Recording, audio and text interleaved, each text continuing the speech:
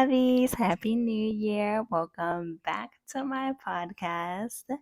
It's been quite some time since our last episode on what I call our pilot season. And before we even start, I want to give a big thank you to all of my supporters and all of the guests that I had on that first season. You guys definitely kept me motivated to continue to create content. And honestly, I learned a lot in that first season, from everything from lighting to sound to topics to talk about to finding myself as a creator and planning the content that I want to put out there. I think it's been about 6 months since our last episode, and a lot of things have happened since then that took me time to process and to heal from. One of those things being the passing of my dear friend, on top of life just life, and it took me some time to find myself again. I was questioning the meaning of life and I was trying to find healthy ways to cope. One of the stages of my coping was to constantly go out, to constantly stay active because I didn't want to stay still, to try to avoid overthinking. And that's actually going to be an episode in itself, the different types of coping mechanisms. But ever since basically I was forced to sit down, like since temperatures dropped and winter kicked in, I have had the time to sit down and reflect on what my true passion is and what I want to represent, and to properly plan the message that I want to give on social media. Which brings us here today on the first episode of season 2 of my podcast on mental health. So, to start off season 2, I wanted to talk about New Year's resolutions and 2024 goals, because I've been seeing that all over my TikTok, all over YouTube, everywhere I go. Everybody's asking you, what are your New Year's resolutions and what are your goals for the year?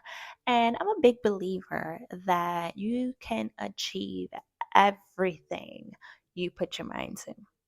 So, I wanted to share with you guys some of the things that have helped me achieve those New Year's resolutions and the mindset that I have going into a new year. So, when I sit down at the end of the year and I start to think about what I want to improve in the next year and what I want to achieve, I start off by asking myself, what's realistic, right? Because you want to be 110% honest with yourself. I start off by setting attainable goals for myself with a time frame. So, for example, one of my New Year's resolution is to go to sleep earlier so I can wake up earlier. I don't have to be at work until 9, so ideally, I would want to wake up by 7 so I can have a good amount of time to physically and mentally prepare for the day. Right now, I wake up around 8. So sometimes I have to finish my makeup at work. And then I feel like now I feel rushed to get my day started. And it ends up making me feel like a little cranky the rest of the day. So I definitely want to start waking up earlier to have more time to myself before I go to work. Ideally, I would want to wake up at 7. Realistically, I know that's not going to happen immediately. So, the time frame that I have given myself is to start waking up at 7:30 for 2 weeks. Let that become a habit, right? The third week, my goal is to wake up at 7:15. And then hopefully within a month, I'm able to wake up at 7 without an issue. And so I use that tactic with all of the goals that I set myself and for the overall year of breaking them up into short term goals and long term goals. Some days, my only goal is to get through the day. Like I like to feel like I'm achieving something, which is the main reason that I break up my goals like that. Because if I only set myself long term goals, then I'll start to feel like I'm not achieving anything because I'm not seeing instant results. So by having short term goals, I'm getting faster mental satisfaction to feel like I have achieved something, I have completed something. So therefore, it's a lot easier for me to stay motivated. Second thing on my list when it comes to setting New Year resolutions and setting goals is to really have tunnel vision. It's just you and the finish line. Block out everything that doesn't have to do with you or your goals. My logic when it comes to people comparing themselves to one another is the rule in math. So in math, you're not able to compare unlike terms. In humans, no human is like one another. No human has gone through the same exact scenarios for us to be alike. So therefore, you're not able to compare yourself to one another. The resources that another person might have had, the next person didn't, or the obstacles that another person faced, maybe the other person didn't. There's so many factors in life that impact your journey that I feel like no human is really comparable because we have all had our own obstacles and we really just have to focus on our journey. I feel like that can sometimes be a difficult thing for people to truly grasp, especially with social media, where people are constantly making it seem like life is just this perfect, pretty little world, like we're living in Barbie world. And if you went to go see the Barbie movie, you can see that even in Barbie world, things go wrong. And which brings me to my next thing on my list is to plan for obstacles. What could go wrong? Have a problem and solution type of mindset. The world isn't perfect. Some things just don't go as expected. You can plan all you want, and then the world goes boom, and your plan is out the window. And as a fellow girly that has bad anxiety about 80% of the time. One thing that has helped me is to not try to avoid and ignore my anxiety, but acknowledge it and prepare for it. So when I am listing out my goals and my resolutions, I'm asking myself, what could go wrong, right? And I list out the scenarios that cause me anxiety, and then I list out the possible solutions. By doing that, it gives me a sense of control. So that way I can plan better. Like, okay, well, if plan A doesn't work out, then everything will be okay because I have a plan B, or if this goes wrong or if this happens, then this is the solution. So it gives me a sense of control because I have already thought of that scenario, I've acknowledged it, and I've prepared for it. But overall, sometimes you just have to accept the fact that life isn't perfect.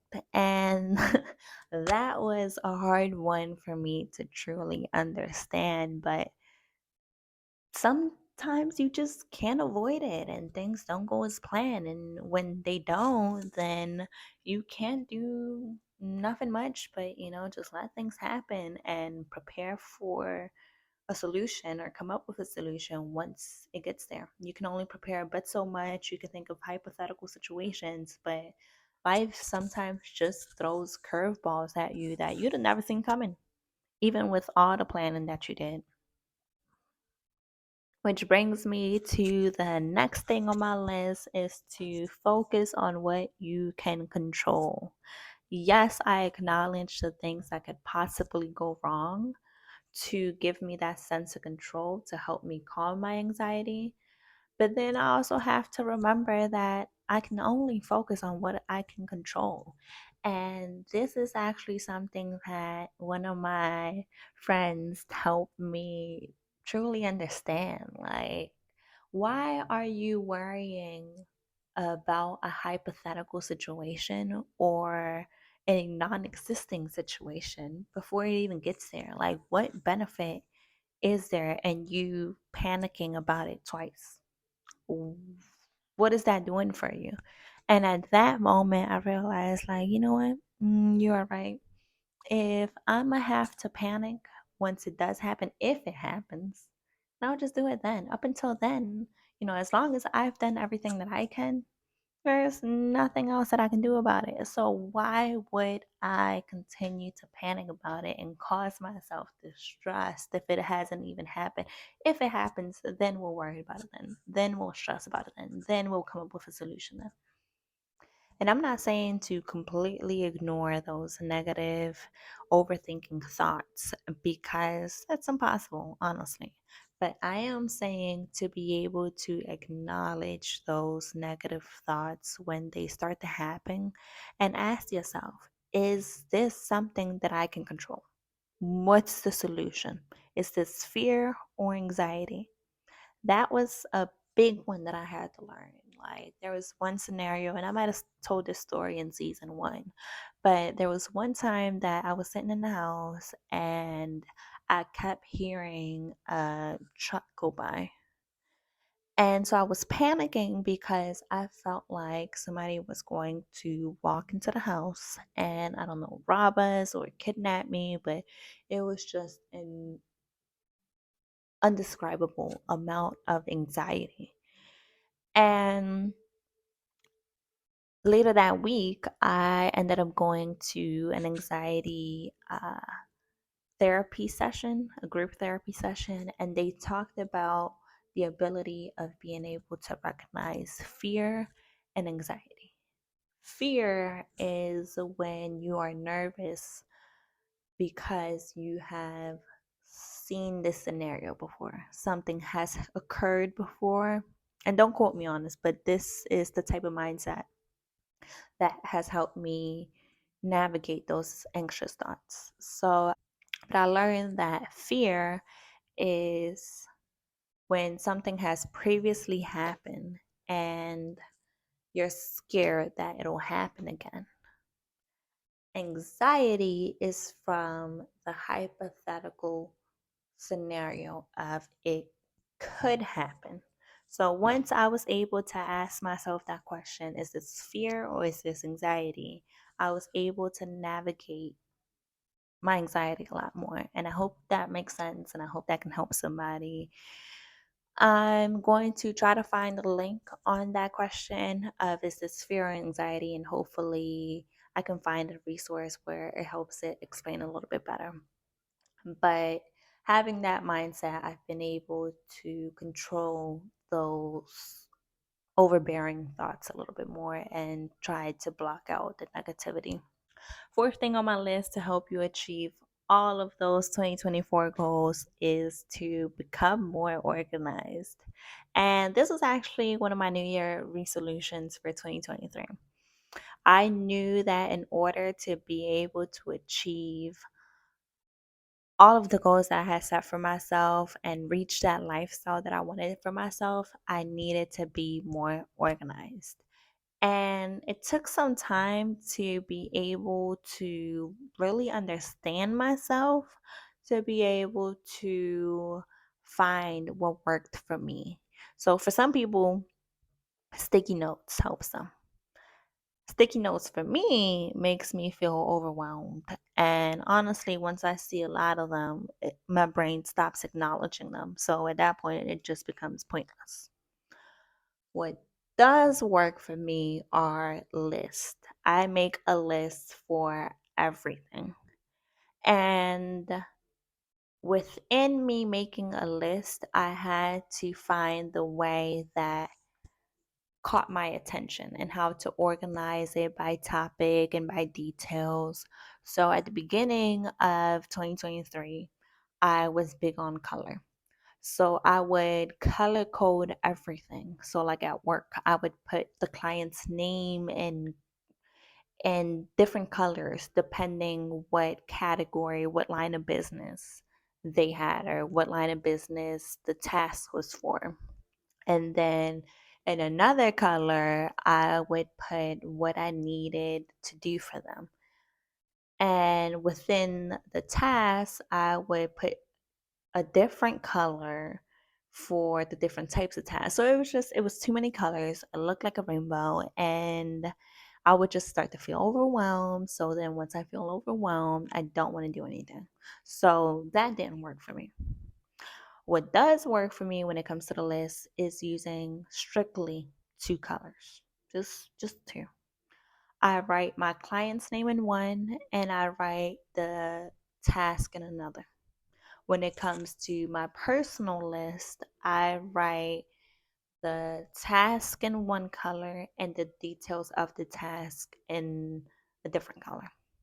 And then in the same color that I write the details in, that's the color I mark my check mark off.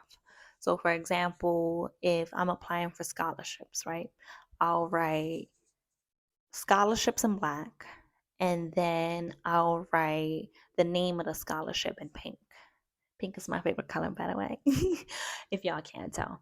But I'll write the name of the scholarship or the link in pink. And then once I have applied to that scholarship, then I'll write a check mark next to it in pink. So that way it's very obvious to me on whether I have done it or not. If there's not a bright pink check mark next to it, that means I haven't done it. So then it'll catch my attention. So that's one of the things that have worked for me. Another thing that has worked for me when it comes to becoming more organized and keeping track of my emotions and my progress is journaling. And I've tried lots of different types of journaling. But what has worked for me is to journal according to the moon phase. So each moon, this is like a quick paraphrased version of how I journal. I can put more details in the video, and maybe I'll make a video in itself about the way I journal. But really quickly, I journal according to the moon phase because every moon has a different meaning. So, for example, during the full moon, when I journal, I'm writing everything that's still bothering me, everything that I want to let go, everything that has happened to me that I feel like it's negative, just processing my emotions for that week. So, there's a new moon basically every week, and that gives me the time to think back and acknowledge those emotions. Or the following week, maybe the prompt for that type of moon is to acknowledge things that I'm grateful for.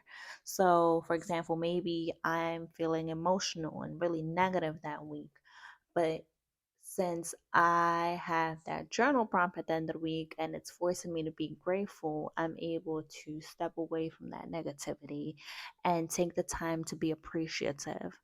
And honestly, it might just be because I'm a water sign, but honestly, a lot of the times when I journal, I end up crying because I'm taking the time to acknowledge those emotions. And I'm just completely honest with myself because at the end of the day, nobody's going to see it. So I can be just completely honest and write what's still bothering me, or like when I'm having a bad week and I acknowledge everything that I'm appreciative of.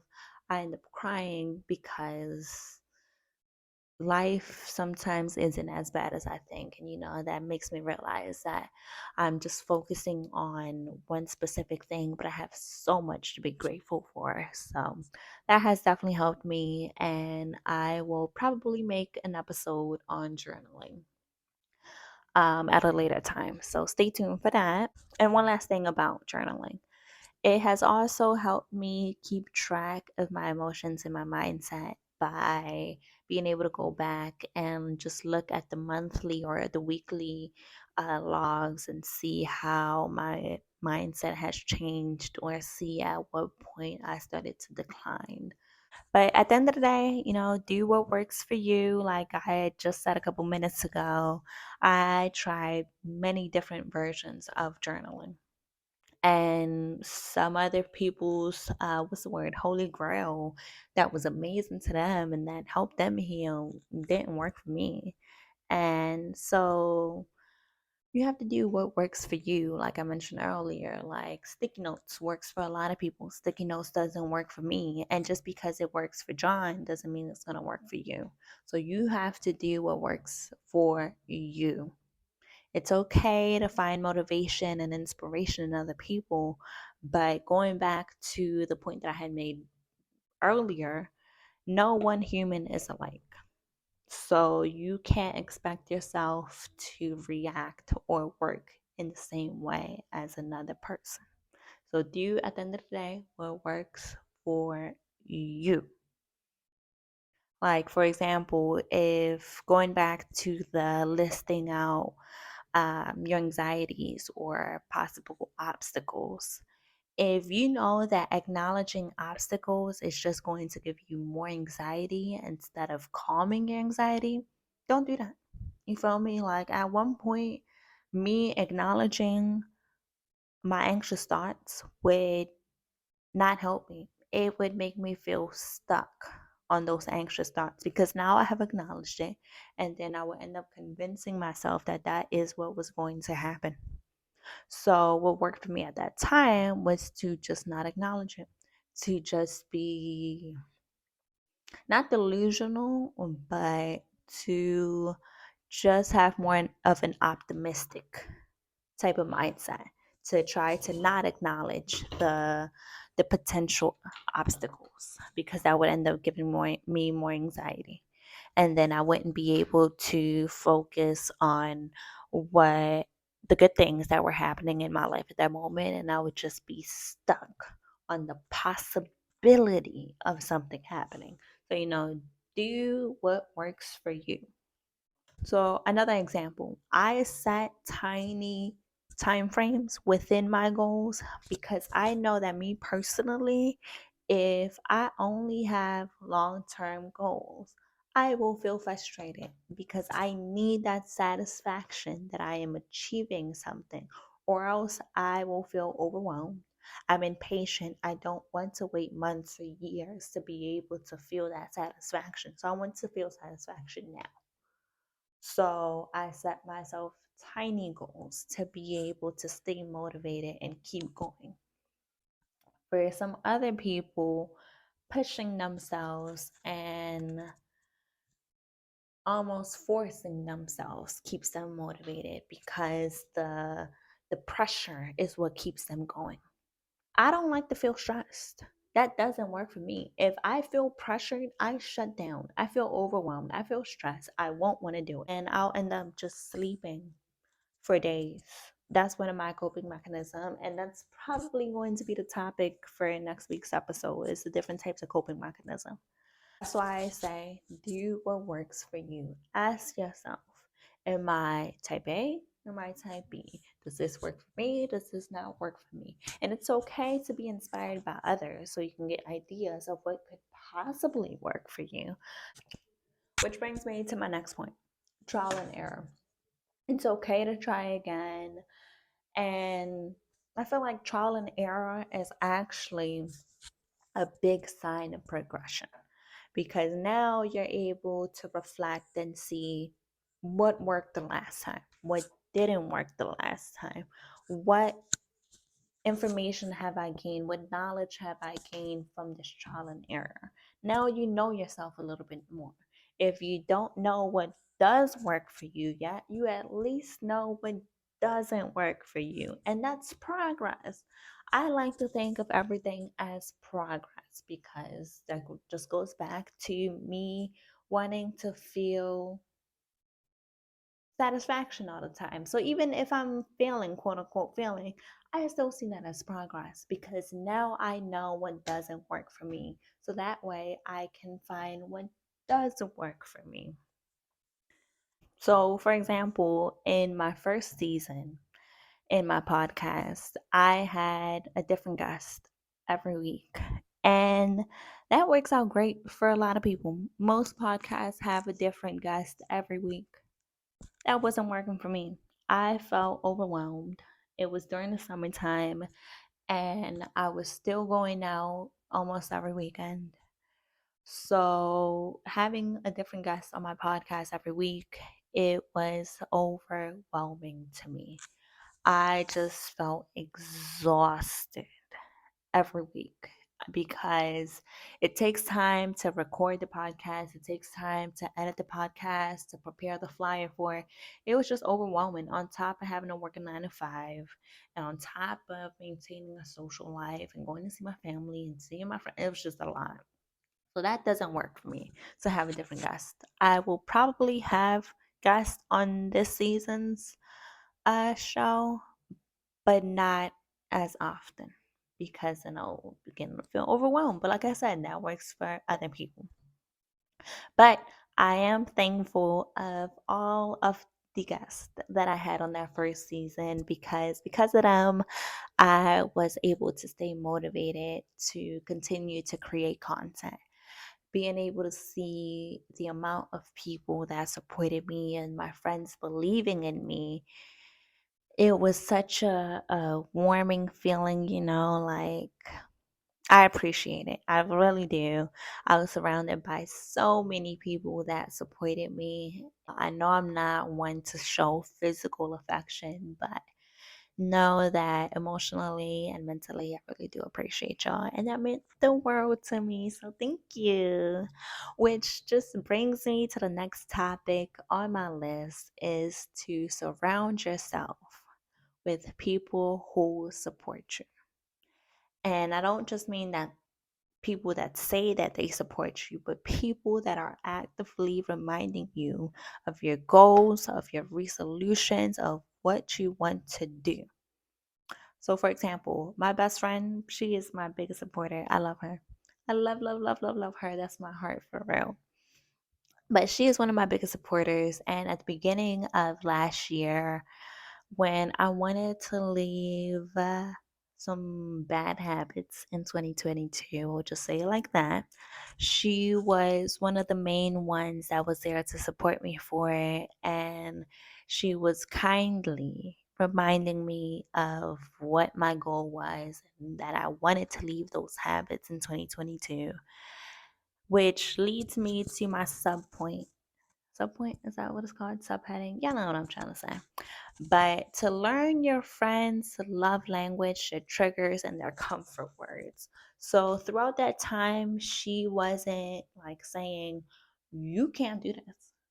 You cannot do this, because then she knew that my response, my subconscious response, would be to want to do it even more because I don't react well to somebody telling me that I can't do something. Then I feel restrained, right?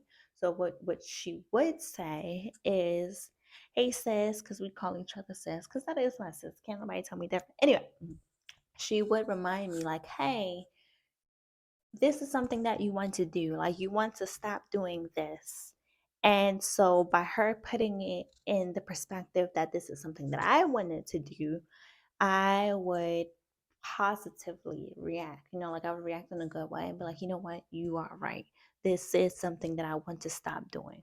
So, just learn your friends' love language, your triggers, comfort words, and surround yourself by people who truly support you and want to see a better you and want to make sure that even if it's an uncomfortable stage in your life, because growth can sometimes be uncomfortable, but that they're pushing you and they're keeping you on track. And I feel like that is what a true supporter is. And with that being said, 2024, distance yourself from negativity, from people, from places, from things, anything that is negative. Distance yourself from it.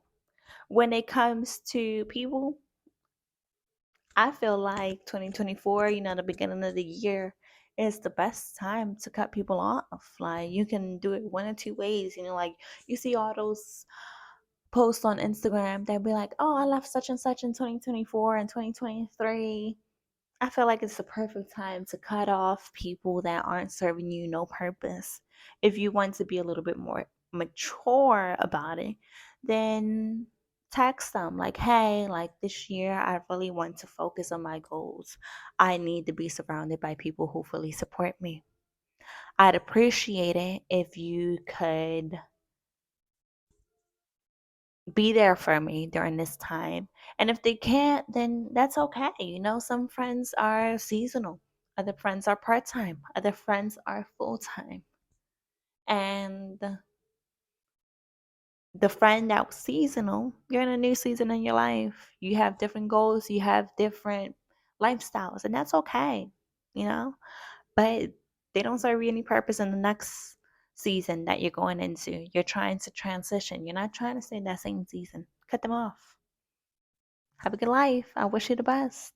I'm trying to have the best for me as well. You feel me? Another form of negativity, and I feel like this is like a little bit of a controversial topic because social media is a great thing. It's a beautiful thing when it's used correctly.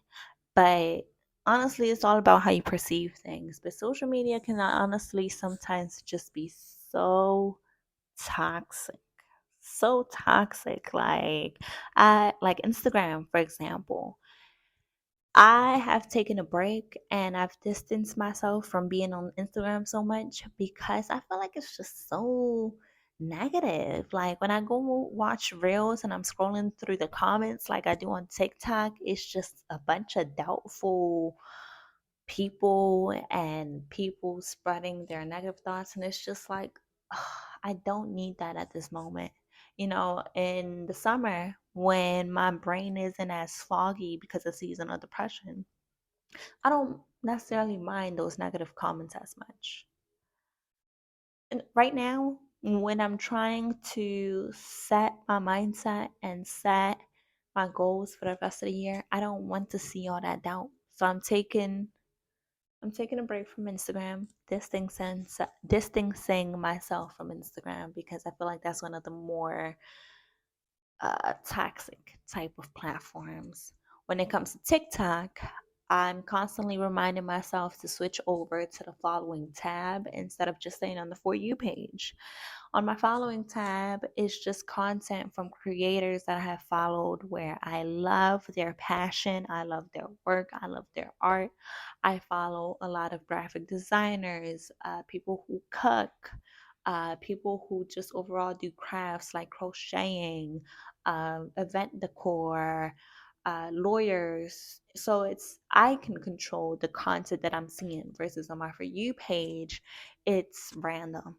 It's whoever has the most likes, the most views. And sometimes that content isn't doing anything for me. It's not benefiting me in any way. And sometimes it's okay to scroll through your For You page to distract yourself.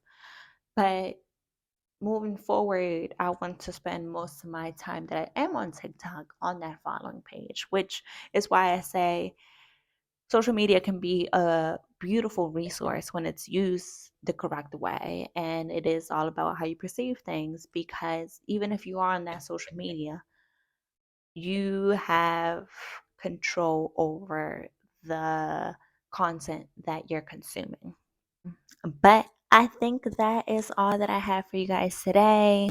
I appreciate you guys for watching. I hope that y'all took something away from this video. I hope that you achieve all of your 2024 goals and your New Year's resolution.